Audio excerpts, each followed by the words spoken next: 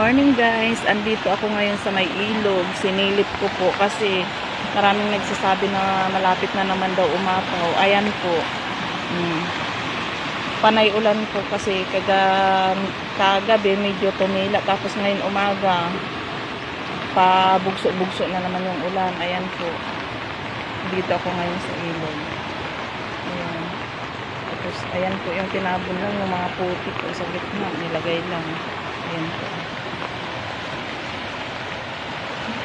Ayan, ang lakas ng agos po ng ilog guys. Kaya kunting ano lang ng ulan, aapaw agad po. Kasi yung nakaharang lang dito sa gilid, puro putik.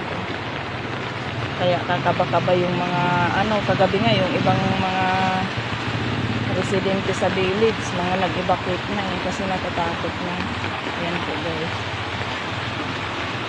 Thank you for watching guys. Bye-bye.